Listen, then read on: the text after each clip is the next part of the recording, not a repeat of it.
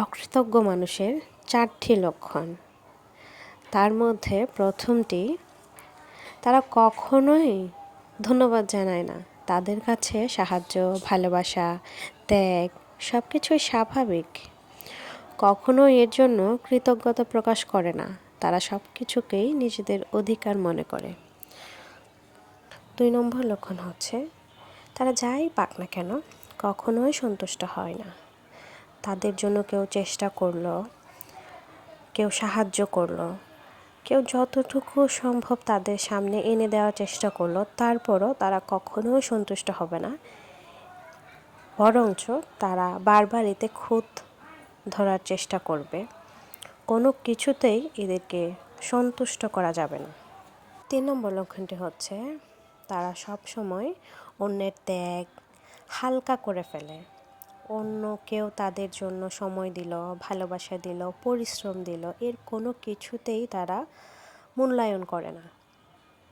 অন্যের সব সময়, ত্যাগ, ভালোবাসা এক প্রকার মূল্যহীন করে উড়িয়ে দেয়। এক কথায়, এসব কিছুতে তারা পাত্তাই দেয় না। 4 নম্বর লক্ষণ, তারা সব সময় সব কিছুকে নিজের অধিকার বলেই ভেবে বসে।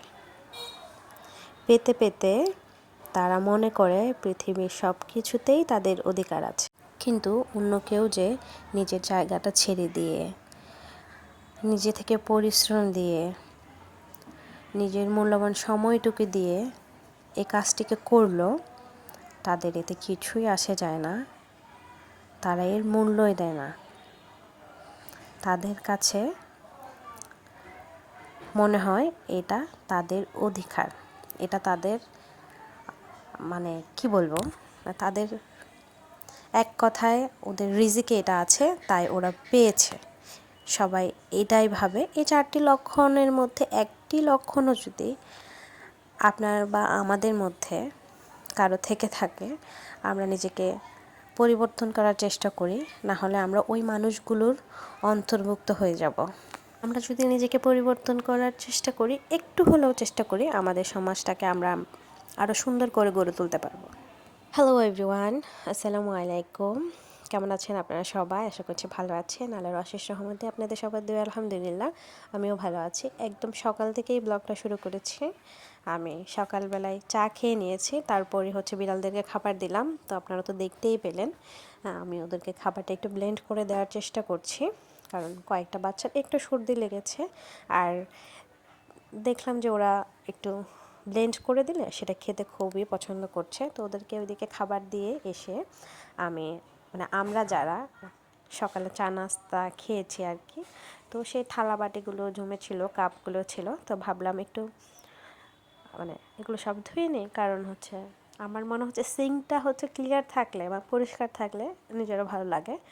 তো আমি সবসময় চেষ্টা করি সকালবেলায় চা খাওয়ার পরপরই যা যা থাকে থালা বাটি, চা খেয়ে আর কি, রাতেরগুলো তো রাতেই ধোয়া হয়, বাট সকালে উঠে যা যা হয় সেগুলো একদম আর্লি মর্নিং শেষ করতে।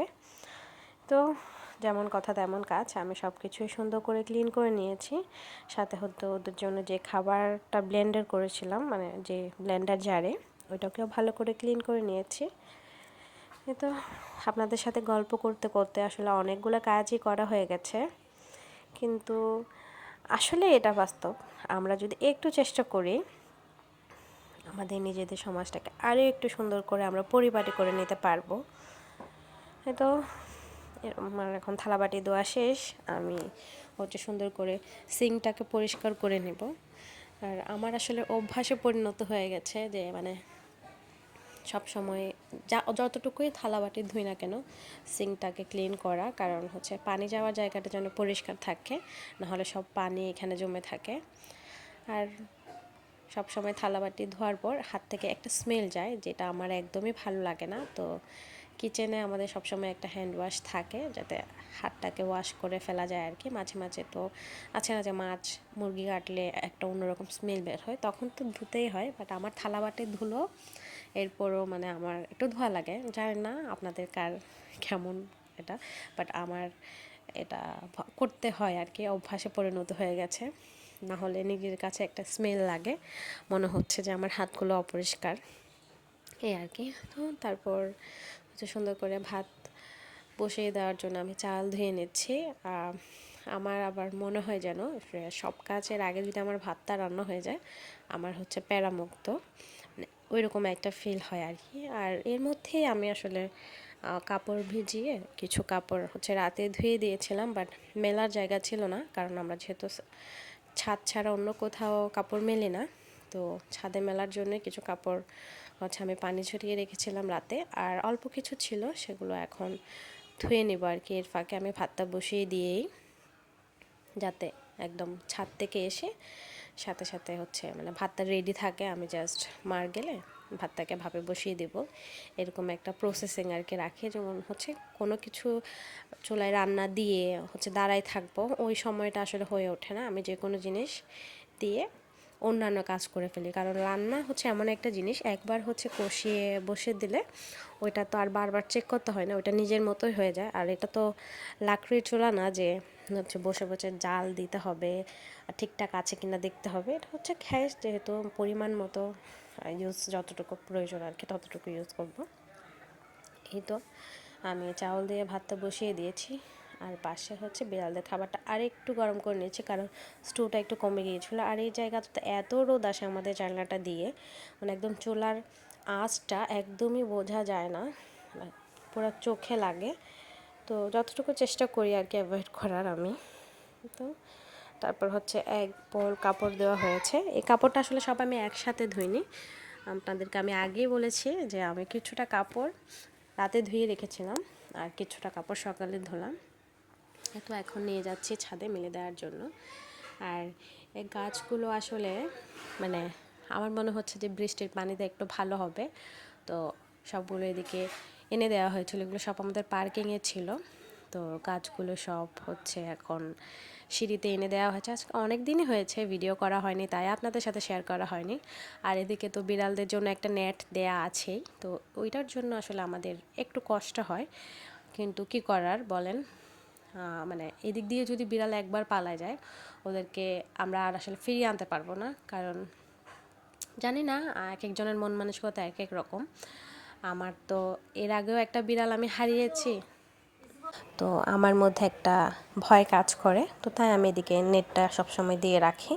যেই যায় একটু কষ্ট হলেও নেটটা দিয়ে রাখি, যে ওইদিকে ওরা বসে আছে, ওকে মেরে রাখছে, মানে আমি কখন নেটটা ফাঁকা পাবে আর ওরা হচ্ছে পালাবে। যে দৌড়াদৌড়ি অলরেডি শুরু করে দিয়েছে আমাকে উঠতে দেখে, বাট এদিকে একটু নেটটা দেওয়াতে আমার একটু সুবিধা হয়েছে, যেহেতু আমাদের সিঁড়িঘরের কাজ অনেকটাই বাকি আছে, তো এখনও সিঁড়িঘর মানে রেলিং এগুলো দেওয়া হয়নি, তো তাই একটু সেফটি মানে বলে না যে safety is a first priority, তো ওইটাই দেওয়ার চেষ্টা করি।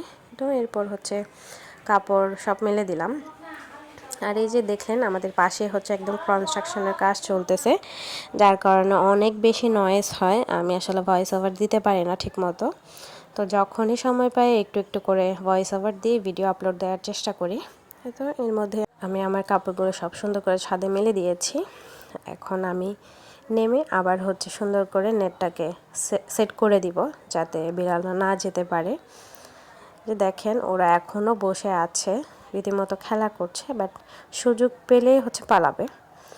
ওরা তো বাচ্চা আসলে, পশু, ওরা তো আর বুঝে না যে ওদের ভালো খারাপ। তাহলে যদি বুঝতো ওরা তো আর পশু হতো না, ওরা মানুষ হতো, ওদের ভালোটা তো আর ওরা বুঝতে পারে না।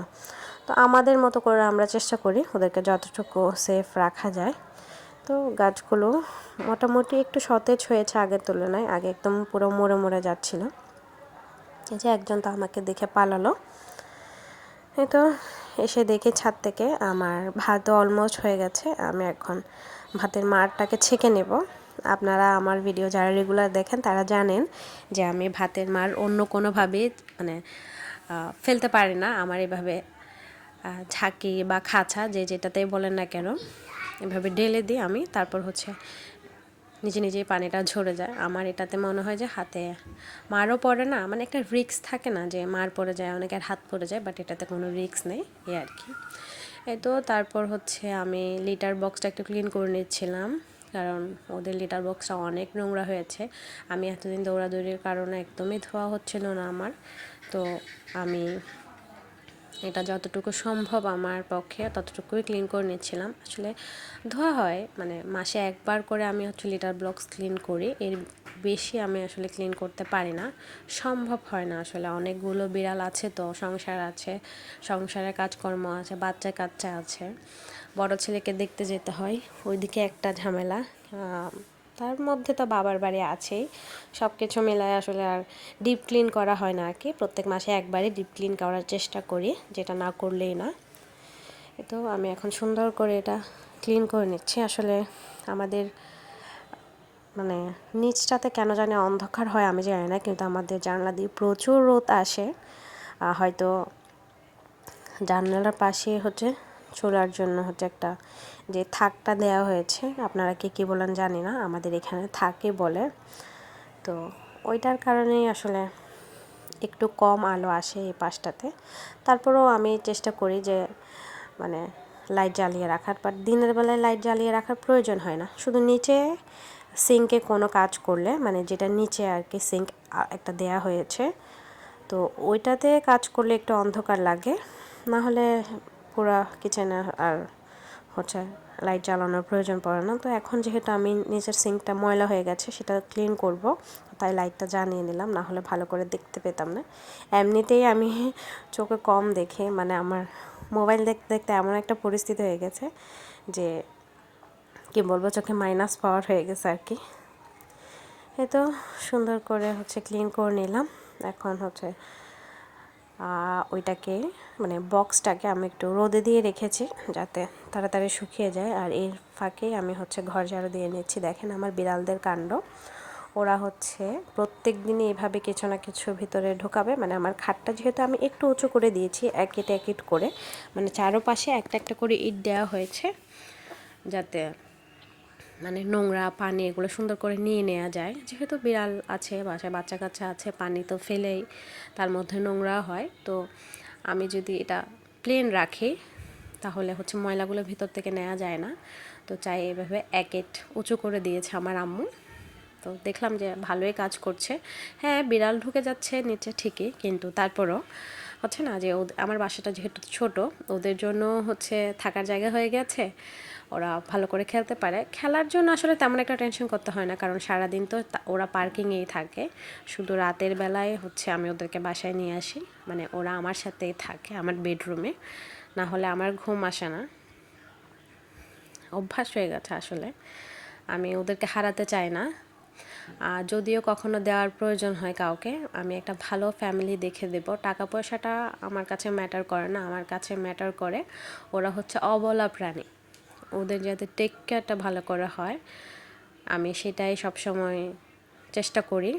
আর ওইটাকেই আসলে আমি ফার্স্ট প্রায়োরিটিতে রাখি, যে ওদের টেক কেয়ারে যেন কোনো প্রবলেম না হয়, সে আমার কাছে থাকুক বা অন্য কারো কাছে, টাকা দিয়ে কিনুক বা নাই কিনুক, আমি একটা ভালো ফ্যামিলি দেখে ওদেরকে দিতে চাই।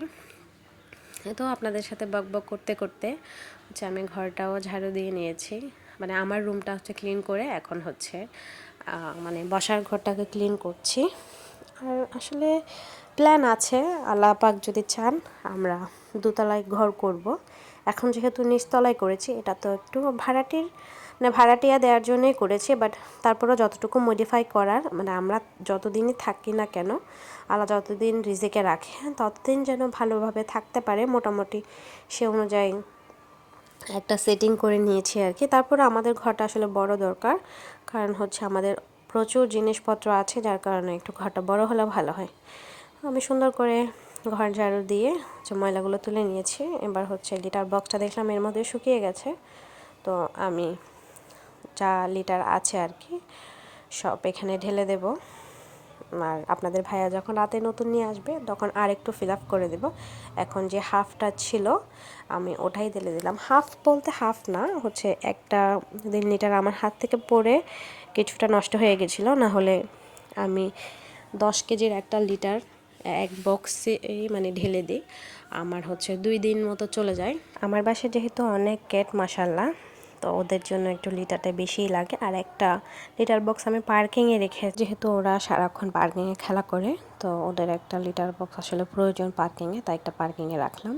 তো দেখতে দেখতে ভিডিও শেষ পর্যায়ে চলে আসলাম। আমার ভিডিওটা যদি ভালো লাগে অবশ্যই একটা লাইক কমেন্ট শেয়ার করে দেবেন। আর আমার চ্যানেল নতুন হয়ে থাকলে প্লিজ আমার চ্যানেলটা সাবস্ক্রাইব করে আমার পাশেই থেকে যাবেন। আজকের মতো বিদায় নিচ্ছি, সবাই ভালো থাকবেন। আল্লাহ হাফেজ, আসসালামু আলাইকুম।